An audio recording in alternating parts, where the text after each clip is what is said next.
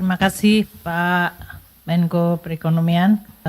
Assalamualaikum warahmatullahi wabarakatuh. Pak Menko, kami akan menyampaikan terutama mungkin peranan dari APBN di dalam mendukung pertumbuhan ekonomi, penciptaan kesempatan kerja, dan pemerataan kesejahteraan. Seperti tadi telah disampaikan oleh Pak Menko Perekonomian, Indonesia tumbuh di kuartal kedua atau triwulan kedua 2025 dengan tingkat 5,12% year on year. Ini merupakan pertumbuhan meskipun dalam suasana dinamika global yang masih memunculkan ketidakpastian. Dukungan utama adalah dari konsumsi dan aktivitas investasi serta ekspor. Aktivitas dunia usaha ekspansif terutama di sektor manufaktur, kemudian perdagangan, transport, dan akomodasi makan serta minum. Pemerintah dalam hal ini kami dalam mengelola APBN akan mengoptimalkan peranan APBN untuk terus mendukung perekonomian melalui fungsi alokasi, distribusi, dan stabilisasi. APBN terutama terus diandalkan di dalam melakukan fungsi counter cyclical, terutama dalam jangka pendek waktu persepsi mengenai pelemahan ekonomi muncul. Kami menggunakan APBN untuk terus mendukung dan memulihkan agar optimisme dan pertumbuhan ekonomi bisa terus terjaga stabil atau makin kuat. Stimulus ekonomi yang dilakukan oleh pemerintah juga menggunakan APBN secara sangat signifikan. Di dalam rilis BPS disebutkan konsumsi rumah tangga di triwulan kedua adalah tumbuh 4,97% year on year. Ini menunjukkan bahwa hal yang dilakukan oleh pemerintah menjaga inflasi tetap rendah di 2,18% ya. Di kuartal kedua lebih tinggi sedikit tapi masih di dalam range 2,5 plus minus 1. Dan juga pengeluaran masyarakat terutama untuk bidang transportasi, restoran, sejalan dengan mobilitas masyarakat terutama pada masa libur sekolah yang waktu itu memang merupakan target pemerintah untuk menstimulasi kegiatan ekonomi masyarakat melalui berbagai insentif yang diberikan termasuk tarif dari transport yang didiskon atau PPN-nya diturunkan. Sehingga pada masa libur sekolah dan hari besar keagamaan telah mampu untuk menstimulus perekonomian melalui insentif maupun signaling dari pemerintah dan support dari APBN. APBN juga memberikan kontribusi yang sangat signifikan untuk menjaga daya beli melalui tadi insentif diskon transport baik jalan tol, dan juga APBN memberikan penebalan dari bantuan sosial. Ini cukup memberikan dukungan terutama untuk kelompok menengah bawah. Pemerintah juga memberikan bantuan subsidi upah. Ini langsung masuk ke dalam account-nya masing-masing pekerja formal dan tentu ini langsung menciptakan juga multiplier melalui konsumsi rumah tangga. Selain itu pada kuartal kedua dilakukan pencairan gaji ke-13 yang nilainya cukup signifikan, lebih dari 37 triliun. Konsumsi pemerintah di kuartal kedua menurut BPS masih negatif, yaitu kontraksi 0,3%. Hal ini karena tahun lalu, Januari hingga Juni, pengeluaran pemerintah pada masa pemilu itu tumbuh hingga di atas 12%. Jadi kalau sekarang masih kontraksi itu karena baseline-nya tahun lalu cukup tinggi. Meskipun demikian sebetulnya kami mengharapkan di kuartal kedua sudah mulai positif. Estimasi kami sebetulnya di sekitar 0,2. Jadi BPS mengeluarkan dengan kontraksi 0,3. Ini berarti kita harus bekerja lebih keras dari seluruh kementerian lembaga serta Pemda untuk bisa mengakselerasi belanjanya. Meskipun demikian, kalau kita lihat kontraksi 0,3% on year ini lebih baik dibandingkan kondisi belanja pemerintah di kuartal 1 yang waktu itu memang masih merupakan adjustment dari kabinet baru di mana belanja pemerintah mengalami kontraksi hingga 1,37%. Tentu nanti ini kita akan lihat di semester kedua. Konsumsi pemerintah dalam hal belanja pemerintah terutama untuk menjaga Konsumsi masyarakat ini kalau kita lihat tahun lalu 12,2% di 2024 Januari Juni, jadi baseline-nya memang sangat tinggi dibandingkan tahun-tahun sebelumnya. Jadi kalau sekarang ini hanya tumbuh 0,6 oleh BPS masuk dalam bentuk kontraksi 0, kita lihat dari sisi belanja, kita belanja pegawai masih positif, belanja 1%, belanja barang kontraksi 9,7, namun belanja modal ini tumbuhnya hingga 30% dan bantuan sosial, penebalan bantuan sosial memang tumbuh cukup tinggi yaitu 20,4%. Jadi dua hal ini yang masuk di dalam perhitungan growth dari triwulan kedua untuk menopang daya beli dan tadi mendukung masyarakat maupun dari sisi nanti belanja modal terutama investasi. Investasi yang tumbuh cukup tinggi 6,99%. Ini merupakan pertumbuhan tertinggi sejak triwulan 2021. Suatu pemulihan yang cukup tentu saja kita syukuri karena di kuartal 1 kami sudah merasa cukup khawatir bahwa pertumbuhan investasi itu hanya sedikit di atas 2%. Jadi dalam hal ini kenaikan 6,9 cukup merupakan suatu akselerasi dari investasi, terutama tadi belanja modal baik dari pemerintah yang sudah akseleratif, BUMN dan juga dari aktivitas investasi swasta. Kita harap ini menggambarkan adanya optimisme dan rencana untuk investasi ke depan, terutama ditopang dengan policy pemerintah untuk mempermudah iklim usaha, deregulasi dan memperbaiki berbagai iklim investasi di Indonesia. Kita lihat investasi bangunan tumbuh 4,89, mesin tumbuhnya hingga 25,3%. Meskipun kontribusi untuk mesin di dalam total PMTB adalah 14%, tapi tumbuhnya sangat tinggi yaitu 25,3%. Untuk bangunan di 4,89 kontribusinya mungkin paling besar, makanya sering kita menggunakan proksinya adalah konsumsi semen karena bangunan itu memberikan kontribusi terhadap PMTB yang cukup besar. Untuk pembangunan infrastruktur dari proyek strategis nasional dan program prioritas pemerintah seperti pembangunan sekolah rakyat, kemudian berbagai nanti di sektor perumahan Pak Menteri Perumahan akan bisa menyampaikan sekolah rakyat 65 sekolah sudah dilakukan. Nanti pembangunan dapur MBG ada 2.500 dapur dan pembangunan infrastruktur strategis lainnya. LPP 147.000 sudah terrealisir dari 350.000 yang akan ditargetkan Menteri Perumahan. Itu semuanya memberikan kontribusi terhadap terutama 4,89 di sisi bangunan. Untuk mesin yang tumbuh 25,3%, terutama adalah barang import modal jenis mesin yang tumbuh 28,16% dari import kita. Ini baik di swasta maupun juga dari pemerintah. Belanja modal pemerintah tumbuhnya mencapai 30,37% seperti yang tadi disampaikan di dalam belanja pemerintah, terutama juga pada peralatan dan mesin.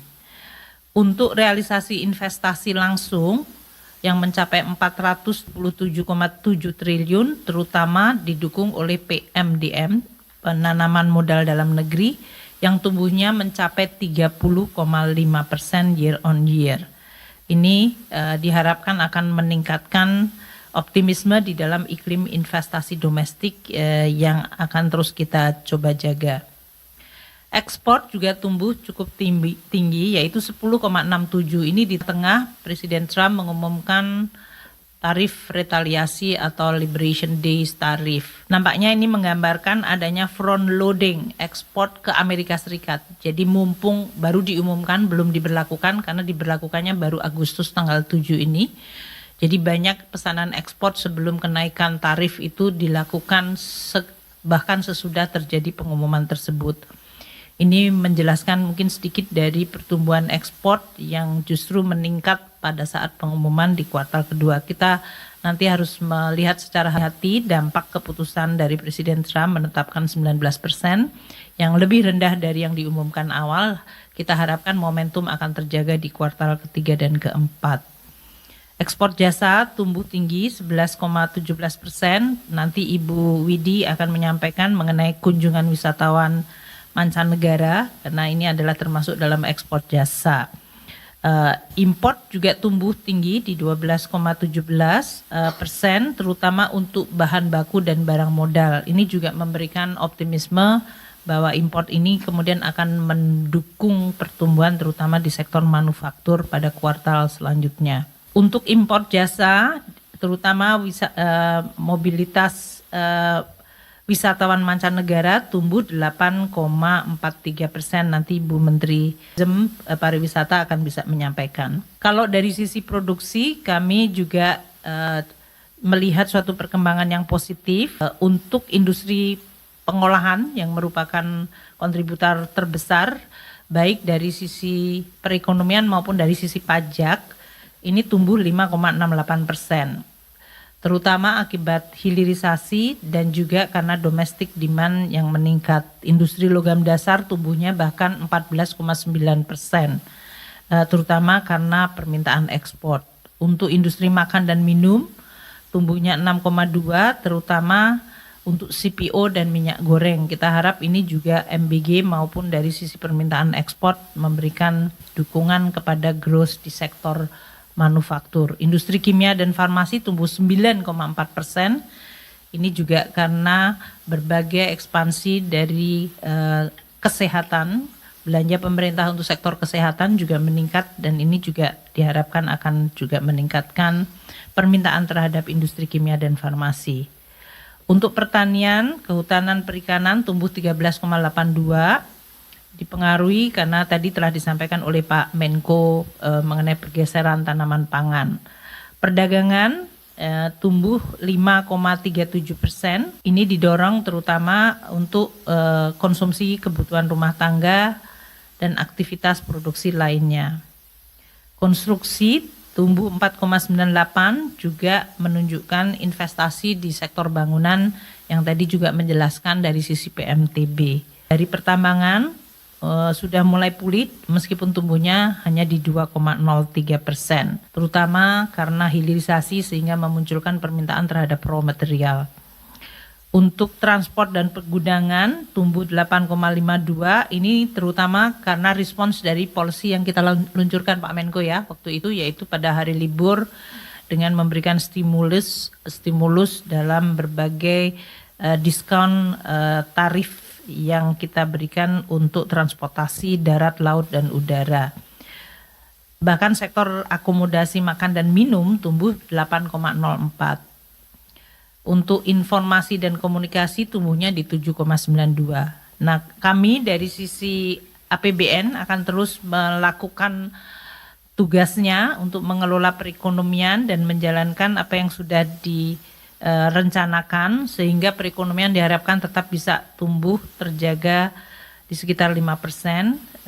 Paket stimulus yang telah diumumkan Pak Menko waktu itu bersama beberapa menteri, yaitu 24,4 triliun untuk menjaga daya beli, untuk penebalan kinerja dunia usaha dan stabilisasi ekonomi telah berjalan. Dari mulai diskon transport dengan melakukan PPN yang ditanggung pemerintah, penebalan bantuan sosial tadi 11,9 triliun, bantuan subsidi upah 10,72 triliun, ini semuanya tadi memberikan penjelasan mengenai tadi consumption maupun beberapa kenaikan dari beberapa sisi demand side. Kemudian untuk triwulan ketiga kita akan terus masih ada 10,8 triliun stimulus aktivitas ekonomi yang akan terlaksana di triwulan ketiga yang kita harapkan juga akan memberikan momentum pada bulan Juli yang baru saja kita lewati, dan nanti di bulan Agustus ini diharapkan momentumnya tetap terjaga. Beberapa yang memberikan optimisme tentu saja karena belanja pemerintah mulai terakselerasi. Makan bergizi gratis, nanti mungkin Pak Dadan bisa menyampaikan. Pembangunan sekolah rakyat ini juga akan 200, mendekati 200 akan mulai berjalan di bulan September, berarti seluruh renovasi rehabilitasi terjadi pada bulan Juli Agustus ini. Juga rehabilitasi sekolah yang dilakukan oleh Kementerian Pendidikan Dasar ini juga mulai terakselerasi di kuartal ketiga ini. Kemudian dari Menteri Perumahan FLPP nanti tadi akan terus diharapkan bisa terjaga mencapai 220.000 kuartal ketiga dan 350.000 di akhir tahun ini. Kami juga memberikan dukungan untuk stabilisasi harga pangan karena konsumsi penting sekali tadi. Jadi Bulog telah diinjeksi dengan 16,6 triliun untuk stabilisasi beras saja dan 5 triliun untuk stabilisasi harga jagung, serta diregulasi di sektor pertanian untuk pupuk yang menyebabkan musim tanam bisa terjaga dengan ketersediaan pupuk yang bersubsidi. Kita juga menjaga iklim investasi agar tetap sehat dan kompetitif, terutama pemerintah akan juga setiap saat bersama dengan Menteri Perdagangan dan Menteri Perindustrian melakukan perlindungan industri dalam negeri dengan bea masuk tindakan pengaman atau BMTP apabila dibutuhkan.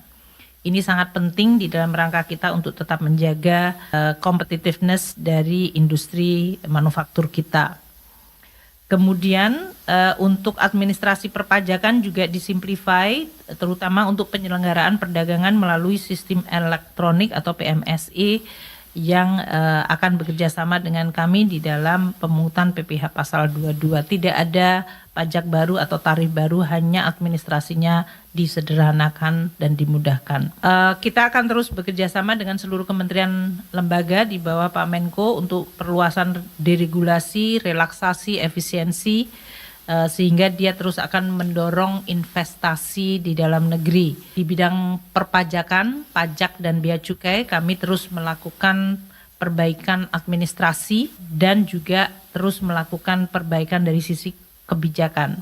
Percepatan penetapan tarif perlindungan dari 40 menjadi 14 hari itu di dalam rangka kita mengintegrasikan sistem pengawasan melalui CEISA Bea Cukai dengan Kementerian Perdagangan di dalam rangka untuk menjamin kelancaran arus barang dan menekan biaya logistik. Untuk semester kedua, Pak Menko, kami akan terus memonitor pelaksanaan APBN. APBN akan terus dioptimalkan di dalam menjaga momentum pertumbuhan. Tentu salah satu kepastian adalah penurunan tarif dari 32 menjadi 19% dari Amerika Serikat. Kemudian APBN akan melakukan counter cyclical di semester kedua. Kita akan melihat nanti penyerapan dari MBG, akan ada 30.000 lagi dapur dibangun, sekolah rakyat 200 akan terrealisir, FLPP 350.000 hunian layak, serta tadi KUR untuk kontraktor dan UMKM dan juga untuk dari sisi demand-nya. DTP yaitu PPN untuk rumah komersial yang selama ini telah diberikan akan diteruskan sampai dengan akhir tahun. Diperkirakan akan ada 32.000 unit rumah komersial yang akan menikmati PPN DTP hingga 2 miliar rupiah. Kita juga akan terus mendorong penyaluran kredit usaha rakyat. Diperkirakan semester 287,8 triliun akan tersalurkan, dan Pak Menko bersama kami semuanya sedang menggodok untuk stimulus di sekitar liburan Nataru. Ini akan dilakukan juga nanti, semoga bisa diumumkan lebih cepat sehingga masyarakat bisa melakukan planning untuk perjalanan pada akhir tahun. Koperasi Merah Putih juga diperkirakan akan mulai beroperasi. Kami akan terus mendukung melalui penempatan dana di perbankan dan juga investasi di kawasan ekonomi khusus yang diharapkan akan tidak hanya mendorong growth tapi juga mentransformasikan ekonomi Indonesia. APBN pada paruh kedua semester kedua ini masih ada 2.121 triliun yang rencananya akan dibelanjakan dalam 6 bulan. Tentu kita tetap melihat kualitas belanja harus tetap baik, tata kelola menjadi baik dan tidak ada korupsi sehingga angka 2.121 triliun benar-benar bisa dirasakan manfaatnya oleh masyarakat. Mungkin untuk penutup bahwa World Economic Outlook dari IMF untuk tahun 25 ini agak direvisi ke atas dari 2,8 ke 3%.